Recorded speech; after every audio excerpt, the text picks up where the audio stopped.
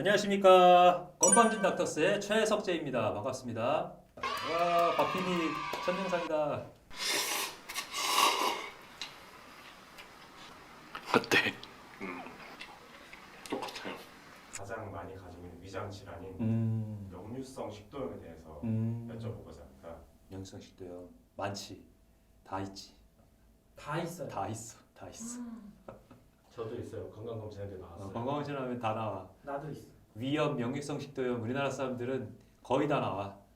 채사체 선생도 있어요 혹시? 원래 나 같은 경우는 12자 계약까지 있었던 사람이어가지고 그거 따로 한번 또 얘기할 기회가 있을 것 같은데. 직접 발표하겠습니다.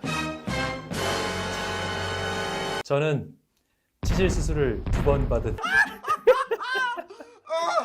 전 치질 환자입니다. 됐냐?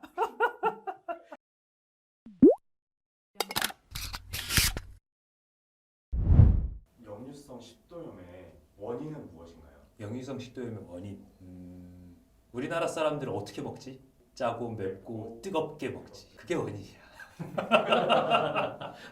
우리나라 사람들이 왜 이렇게 식도 질환과 위 질환이 많은가는 아주 명확하게 얘기가 나오는 거야. 짜고 맵고 뜨겁게 먹는다는 거. 뜨거운 것도 발암 물질인 거 알아? 너무 뜨거운 거를 후루룩 마시거나 이러는 게 식도에 일시적인 화상을 주기 때문에 그 세포 변성을 일으켜서 발암 물질로 등록이 돼 있어. 그래서 너무 뜨거운 것도 피해야 되고 또 그 외에도 이제 뭐 속쓰림이나 이런 식물, 트림 이런 게 자꾸 발생을 하면 이제 만성 기침으로 발전을 하거나 아니면 쉰 목소리로 가는 경우. 왜냐하면 요 성대 쪽도 계속 화상을 입는 거니까. 그런 실제 경우도 있고. 그 다음에 이제 위산이 올라오다가 식도를 넘어가다가 다시 내려가면서 기도로 들어가는 경우도 있을 수가 있거든. 이렇게 되면 이제 후두염이나 인후두염이나 천식 같은 경우도 발생이 될 수가 있지. 그렇기 때문에 치료를 할 필요는 있다. 증상은 어떻게 나타나요? 일단 일반적으로는 신물 넘어오는 느낌, 쓴물 넘어오는 느낌이라고 얘기를 하는데 이제 이 식도라는 게 이 위배서부터 인후두를 지나서 식도 과정을 거쳐서 음식물이 내려가서 위까지 연결해주는 그 통로잖아. 그래서 잠깐 음식이 지나가는 길인데 한번 이렇게 지나갔으면 이제 돌아오지 않아야 되는 거지. 왜냐하면 위에는 우리가 생물 시간에 배웠지만 pH 2에 굉장히 강한 강산이 들어있는 곳이란 말이야. 근데 여기 있는 물질이 식도를 타고 올라온다면 당연히 화상을 일으키겠죠. 그래서 이 식도랑 위 사이를 이제 조여줘서 더 이상 안 올라오게 막아주는 게 이 하부식도 괄약근이라는 곳인데 이 하부식도 괄약근이 힘이 없어지거나 넓어지거나 이렇게 되면 이 음식물들이 소화되는 과정에서 자꾸 이렇게 넘치고 아니면 이제 토하거나 이러면 이 식도 화상을 일으킬 수가 있게 되는 거지. 그래서 그런 것들을 피하려면 어떻게 해야 되느냐? 식도의 힘을 약하게 만드는 물질들이 있어. 기름진 음식, 그 다음에 커피, 초콜릿 뭐 이런 것들이 하부식도 괄약근의 힘을 빼게 만드는 물질로 유명하고 복압이 올라가는 문제들, 비만, 그 다음에 임신, 그 다음에 복수, 간질환 있으신 분들 중에서 배에다 복수가 차면 이게 또 위를 압박을 하기 때문에 식도에 손상을 주게 되는 거지. 이렇게 되면서 식도가 자극이 자꾸 되면 식도 점막에 궤양이나 출혈이 발생하면서 이 역류성 식도염 증상이 더 확 악화가 될 수가 있는 거야.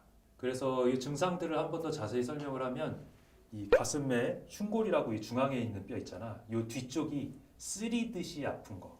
이게 조심해야 될 게 증상이 위치가 심장의 협심증과 되게 비슷한 위치이기 때문에 의사들도 이걸 말만 들어서는 확인을 할 수가 없는 부분이 있는데 식전 또는 식후에 이 가슴 뒤쪽이 쓰리듯이 아프다 이러면 역류성 식도염 가능성이 조금 더 올라가는 부분이고 식도에 이제 위 내용물이나 이런 식도 점막에 이런 화상을 주기 때문에 트름 잡고 나면서 쓴물이 여기까지 올라오는 느낌 이런 것들이 또 이제 역류성 식도염의 증상일 수 있고 식후에 약 30분 정도 이내에서 반복이 되는 경우에는 심하면은 이 침 삼키기도 힘들어지거나 아니면 침 삼킬 때 아픈 증상까지 동반이 될 수가 있어. 그래서 이런 것들이 자꾸 반복이 되면 내시경을 할 때 나오는데 이 식도 끝에 위 들어가기 전에 그 끝에가 이렇게 별 모양처럼 색깔이 변해 있달까?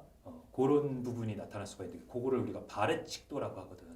이 바렛 식도라는 게 어떻게 보면 1기 식도암이라고 볼 수도 있어. 위에 산이 역류해가지고 변성된 세포가 많이 보인다는 거는 그 부분이 암으로 변할 가능성이 다른 데보다 훨씬 높아진다는 거.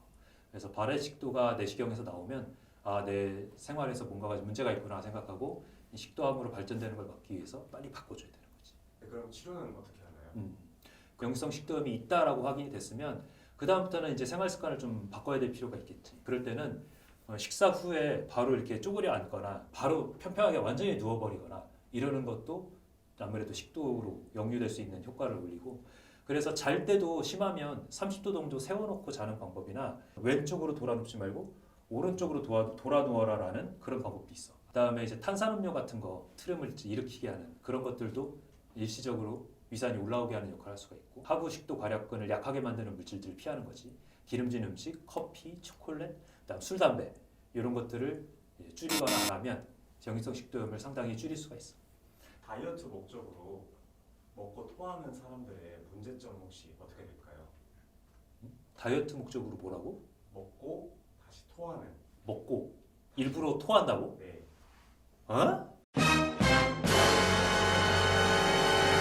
글쎄, 나는 처음 들어봤는데 다이어트 목적으로 먹고 일부러 토한다 그러면, 와, 나는 지금까지 우리가 아는 다이어트 목적으로 먹고 토한다는 개념은 섭식 장애, 거식증, 폭식증 이런 것 때문에 자기 몸이 알아서 토하게 되는 그런 정신과적 질환으로만 알고 있었는데, 다이어트 목적으로 먹고서 일부러 토하는 사람들이 있다는 얘기 처음 들었거든.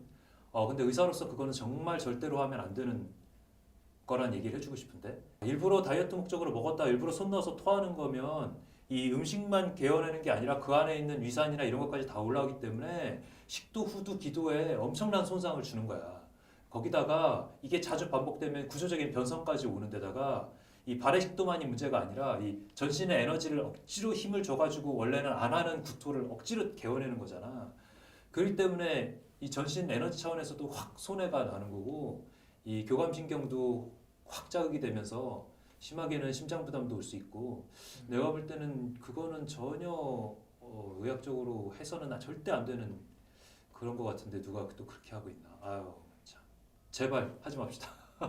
혹시라도 그거 괜찮은지 안 괜찮은지 궁금하신 사람이 있거나 고민하는 사람이 있다면 그건 아니다. 그건 아니다.